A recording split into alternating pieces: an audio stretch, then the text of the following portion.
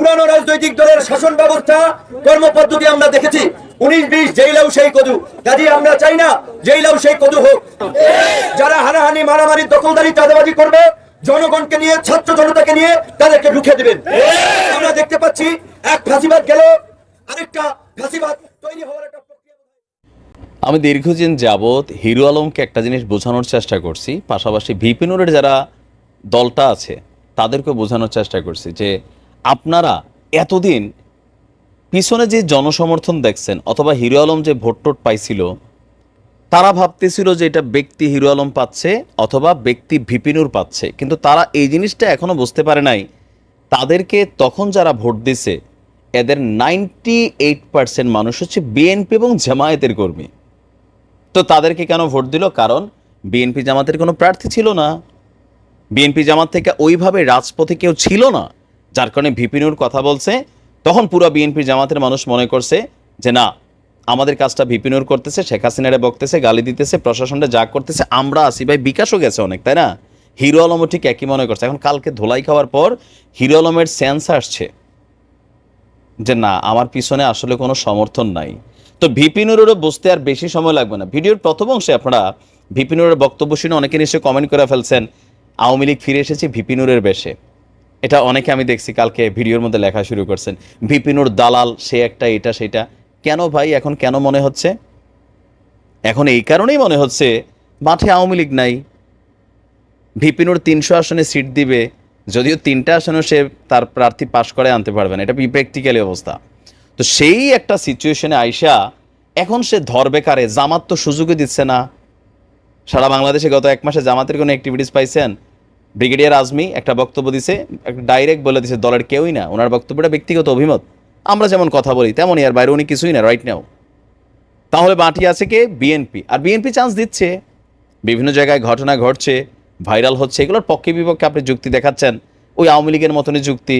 আওয়ামী লীগ যেমন যাই করতো গণহারে কি বলতো, পুলিশও বলতো এটা বিএনপি জামাত, এমপিরও বলতো বিএনপি জামাত, ছাত্রলীগও বলতো বিএনপি জামাত।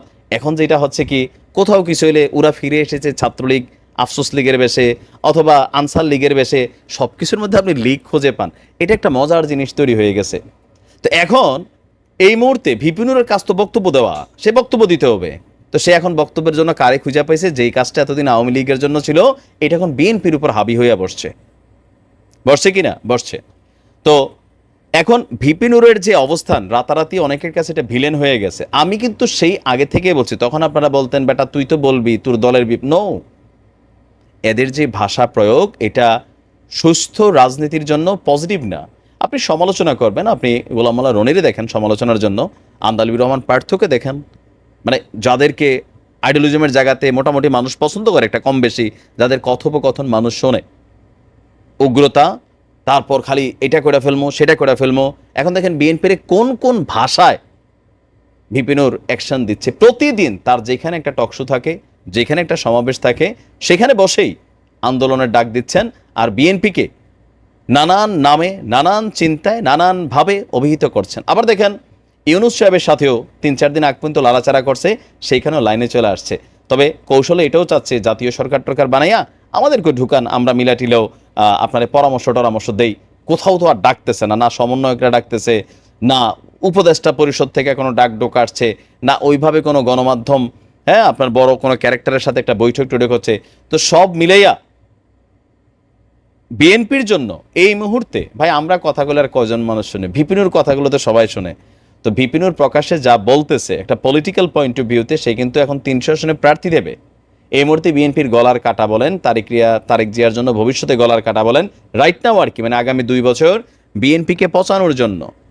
বিএনপির 5% কর্মী টোকাই টাইপের, এগুলো কোনো দলেরই কর্মী হয় না, আওয়ামী লীগও ছিল আছে, বিএনপি তো এখন এগুলো ভাইসা উঠছে। এদের কর্মকাণ্ড নিয়ে ভিপি নুর প্রতিদিন ধরেন 3 বার করে আসে, সকালে দুপুরে রাত্রে একটা রুটিন মাফিক বক্তব্য দিবে, আলোচনা দিবে শুধুমাত্র বিএনপির অ্যাক্টিভিটিস নিয়ে। আর আওয়ামী লীগ তো গেছেই গেছে তার কথা আর বললেই কি, যেমন আওয়ামী লীগ সারা বছর বলতো সেই বিএনপি সরকার ক্ষমতায়, মানুষ বিরক্ত হয়েছে এগুলো শুনে। আরে এখন আপনি আছেন, এখনের কথা বলেন, তাই না? তো ভিপি নুরের ব্যাপারে বিএনপির নেতাকর্মী যারা আছেন বা জামাতের যারা নেতাকর্মী আছেন তাদের মন্তব্যটা কি একটু জানাবেন, যে ভিপি নুরের আসলে ওই সক্ষমতাটা আছে কিনা যে একটা সিটে পার্সোনালি পাস করে আসার, অথবা এই যে হঠাৎ করে বিএনপির পিছনে লাইগা বসলো, এটার আপনারা কিভাবে দেখছেন? কেন জানি বারবার ব্রিগেডিয়ার জেনারেল সাখাওয়াত হোসেন সাহেবের কর্মকাণ্ডগুলো, কথাগুলো একটা বিতর্ক তৈরি করে ফেলে। অন্তত এইবার তিনি যে বক্তব্যটা দিয়েছেন, যে পরিকল্পনা দিয়েছেন, সেটার শতভাগ বিরোধিতা করছি আমি।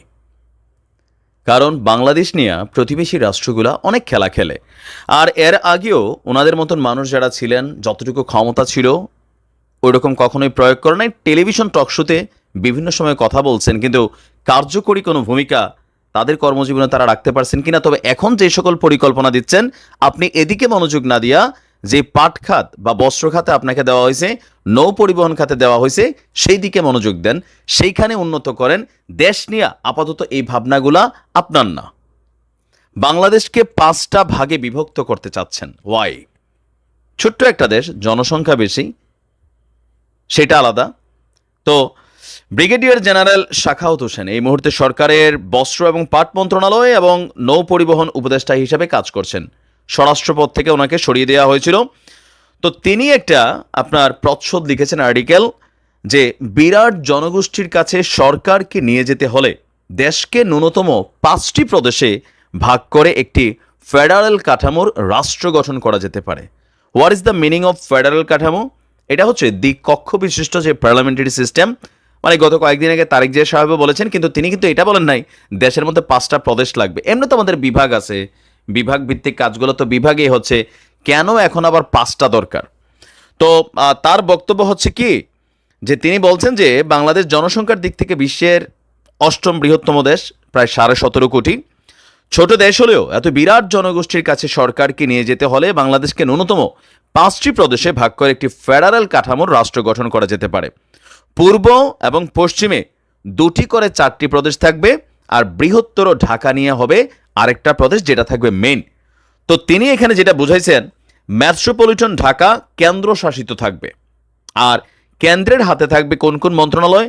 প্রতিরক্ষা, পররাষ্ট্র, সীমান্ত, সমুদ্র নিরাপত্তা ব্যবস্থাপনা, যোগাযোগ এবং বৈদেশিক সাহায্য সহযোগিতার মতন বিষয়গুলো। বাকি বিষয়গুলোতে কেন্দ্রের তত্ত্বাবধান থাকলেও প্রদেশগুলো ব্যবস্থাপনায় থাকবে। একই সঙ্গে রাজনৈতিক বিকেন্দ্রকরণও হবে প্রাদেশিক সরকারের কাঠামোতে। বাংলাদেশের দ্বিকক্ষ বিশিষ্ট সংসদ ব্যবস্থার প্রচলনের জন্য অনেক আগে থেকেই রাজনৈতিক দলগুলো দাবি জানিয়ে আসছে বলে তিনি বলছেন যে এটা শুধু সময়ের দাবি নয়, আধুনিক রাষ্ট্র পরিচালনা সুষ্ঠু ধারার রাজনীতির জন্য অত্যাবশ্যক। তো এটা ছিল তার মূল বক্তব্য। এগুলা করলে ভারতের জন্য খুব সুবিধা হবে, অথবা যারা বাংলাদেশকে নিয়ে অস্থিরতা তৈরি করতে চায় তাদের জন্য সুবিধা হবে। মানুষে মানুষে বিভেদ বাড়বে। এমনি তো আমরা জেলা নিয়ে যে পরিমাণ ঝগড়া করি, আর প্রদেশ হলে কী হবে আপনি চিন্তা করেন। তারপর সেই প্রদেশের রাজধানী কোথায় হবে? কারণ আমরা যারা উন্নত বিশ্বে বসবাস করে আছে, রাষ্ট্র বিশাল, ইউনাইটেড স্টেটস অফ আমেরিকা বা ইউনাইটেড কিংডম, অনেক জায়গা আছে। সাউথ কোরিয়াও আপনার, এখানেও স্টেট সিস্টেম, কিন্তু তাদের স্টেট বাংলাদেশে এটা সম্ভব? আপনার মনে হয় সম্ভব? জীবনও সম্ভব না। চুরি বাড়বে, দুর্নীতি বাড়বে, লুটপাট বাড়বে। আর আমার কাছে আশ্চর্য লাগে যে এখন ধরেন যে কোনো একটা স্টেট, তাদের যেমন যখন আলাদা ফেডারেল স্টেট হয়, কি ধরেন এই স্টেটের একজন মুখ্যমন্ত্রী থাকবেন, লাইক পশ্চিমবঙ্গ। ভারতকে শাসন করছে কে? বিজেপি। পশ্চিমবঙ্গকে শাসন করছে কে? মমতা দিদি। বিজেপি সরকার পশ্চিমবঙ্গের পুলিশকে নিয়ন্ত্রণ করতে পারে? পারে না। পশ্চিমবঙ্গের পুলিশ কার কথায় চলে? রাজ্য সরকারের কথায়। পশ্চিমবঙ্গের গভর্নমেন্ট কার কথায় চলে? রাজ্য সরকারের কথায়। মোদির দল এখানে ঢুকতে পারতেছে না, ঢুকতেছে, হারতেছে।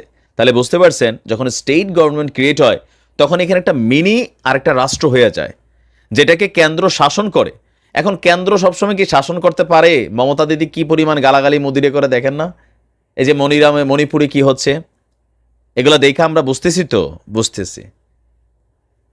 সুতরাং এই ধরনের মোয়া টাইপের চিন্তা ব্রিগেডিয়ার সাখাওয়াত হোসেন সাহেব, আপনি যথেষ্ট গুণীজন মানুষ, কিন্তু আমার মাথায় আসলো না আপনি পাট বস্ত্র নিয়ে চিন্তা করার কথা। রাষ্ট্রকে এই ধরনের সংস্কার মার্কা বুদ্ধি আসলে কেন এই মুহূর্তে আপনার মনে হলো? আরও কত হাজার গুরুত্বপূর্ণ সেক্টর আছে। আপনি আর্মি নিয়ে ভাবতে পারেন, প্রশাসন নিয়ে ভাবতে পারেন, যেহেতু আপনি এই খেলায় নিয়ে কাজ করে আসছেন। সীমান্ত নিয়ে ভাবতে পারেন। এগুলো is not a good sign, এটা নট রাইট টাইম।